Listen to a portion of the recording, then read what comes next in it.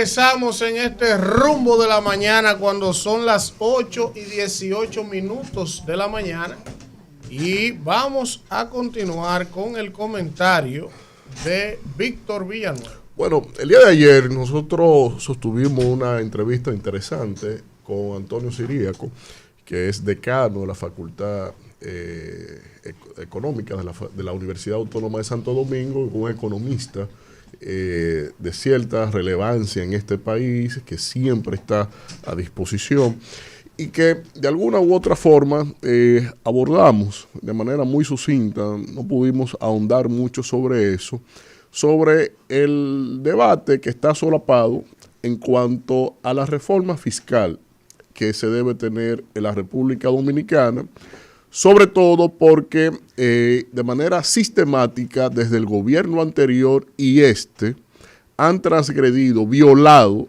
la Ley de Estrategia Nacional de Desarrollo, que establece una escalada de reformas progresivas en términos fiscales para aumentar el porcentaje de recaudación con respecto al Producto Interno Bruto que tiene el Estado Dominicano. Porque en la media de los países desarrollados, la presión tributaria ronda sobre el 40%. En América Latina y el Caribe, el promedio de la presión tributaria ya está rondando sobre el 30%, 25-30%. En la República Dominicana eso no llega al 14%.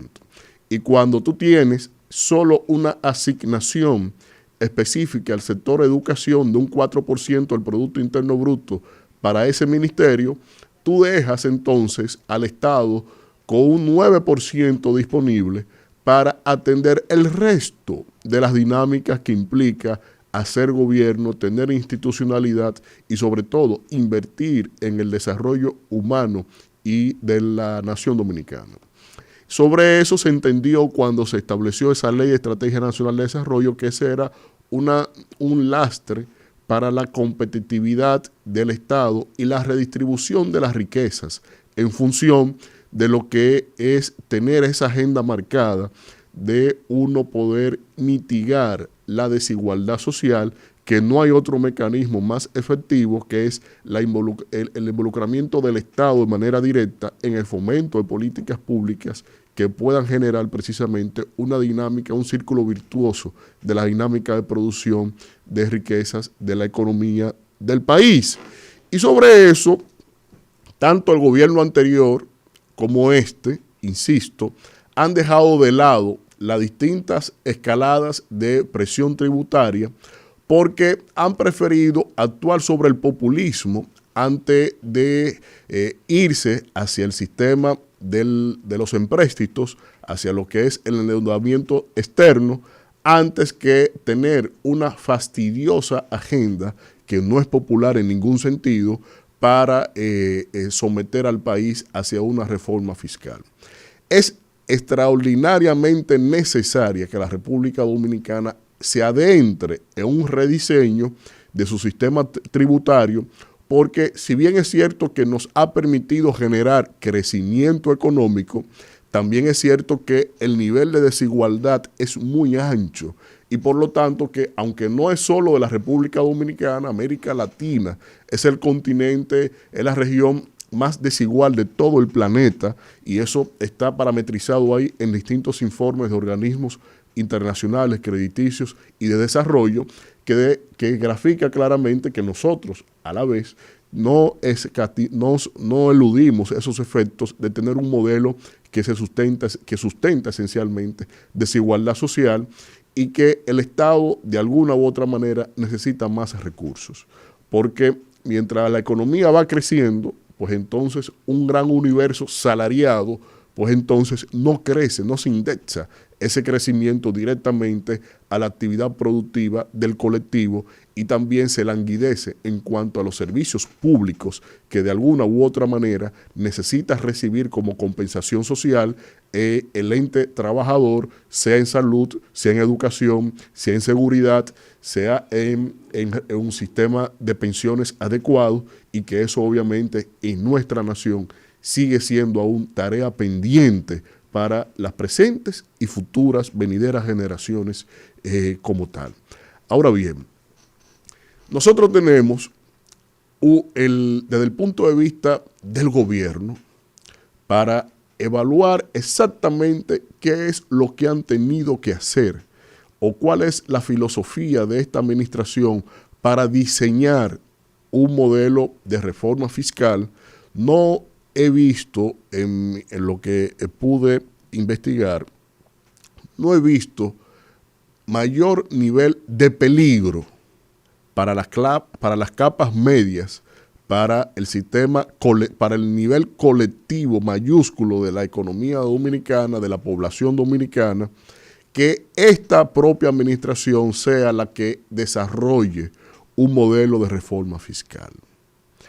Esta es una administración que desde que llegó al gobierno, su primer proyecto de presupuesto de Estado, cuando Luis Abinader llegó en agosto del 2020 al Palacio Nacional, ya en septiembre, ponme la primera imagen, Kelvin, ya en septiembre él tenía un proyecto de un paquetazo fiscal en medio de la pandemia a todas las capas medias del país, llevando a un escenario, a esta administración, a esta nación, de que la convulsión y la reacción pública fue de un nivel tal que semanas después el propio presidente tuvo que retirar eso porque quería grabar hasta los servicios tecnológicos de plataformas de video, de transmisión digital, que había impuesto hasta para la cadeneta, los chimichurri y la cosa. Pero resulta que en el año 2021 el gobierno volvió a la carga. Y en el 2021, en la segunda imagen muestro cómo también tuvieron que retirar otro paquetazo, intento de paquetazo fiscal en contra de la clase media, en contra de la clase baja, para entendiendo el gobierno que es donde tenía que afinar un mayor nivel de recaudación para el país, es decir, cargando a la clase media. Y como tuvieron que retirar ese proyecto también, ese intento de reforma fiscal en contra de la clase media, pues entonces la tarea siguiente que tuvo el gobierno fue en desarrollar un paquetazo de medidas fiscales de manera diferida. Sin llamarle paquetazo, el gobierno de un momento a otro, sin cambiarle una coma, firma el pacto eléctrico. Y sustentándose en el pacto eléctrico, nos metió 4 alzas consecutivas en medio de la espiral más alta inflacionaria de este país, de pospandemia.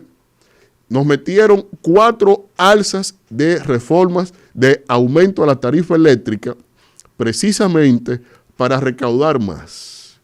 Porque en el otro lado de lo que implicaba el pacto eléctrico, que era la reducción de los costos operativos, de las pérdidas de las distribuidoras, pues eso ha sido todo lo contrario.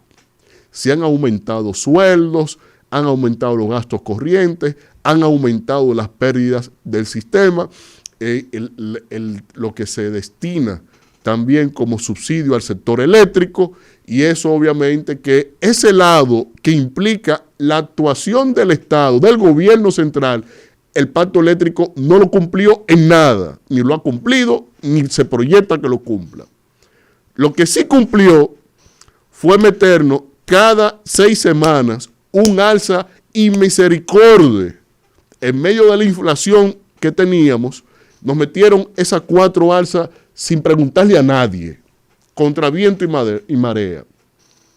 Pero a la vez se decantó por expandir, una vez ya activada la economía, se decantó por expandir la política de préstamos del gobierno, tomando préstamos hasta para lo que no necesitaba tomarlo. Y desde ese entonces estamos nosotros pagando, hasta ya estamos al grado de tomar prestado para pagar amortización de intereses. Y que más del 40%, más del 34% de lo que han tomado prestado acorde al Banco Central, lo han tomado para gastos corrientes, es decir, préstamos para pagar nómina, gasolina, viáticos, viajes al funcionariado del gobierno. Y eso lo pagamos nosotros. Pero es el mismo presidente que el año pasado, cuando yo no sé de dónde fue que le salió la genialidad, la siguiente fórmula. Oigan esta genialidad. Le meten ITEVIS al queso y al jamón. Ya es un producto de lujo en el país.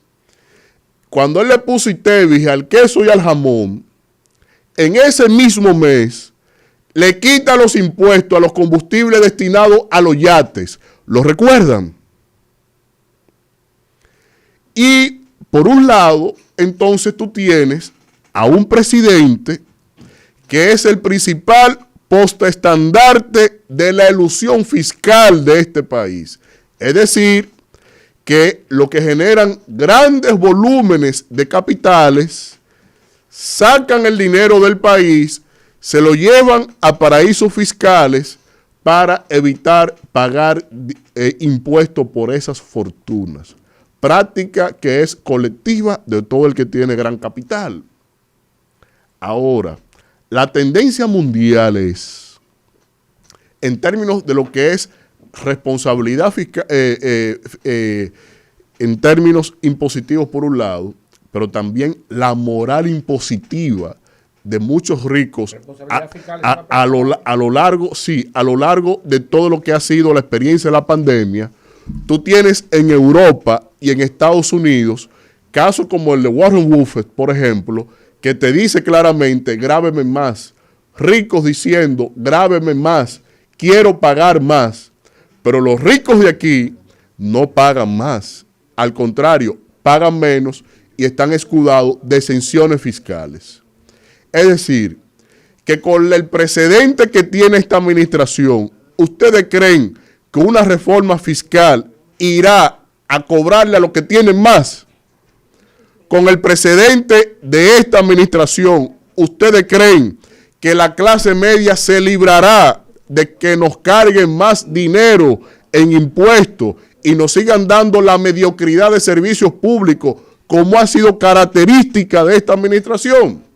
Bueno, yo creo que una reforma fiscal en manos del PRM y de Luis Abinader es el sustento o tal vez el prefacio para usted tener aquí una escalada de estallido social, porque lo dije desde el primer día de administración de este gobierno. En el Palacio no hay un politólogo, un sociólogo, algún antropólogo que compense sociológicamente las decisiones que se toman desde esta administración. Yo creo que estamos mandando a unos niños a jugar con granada, con un bate y una pelota.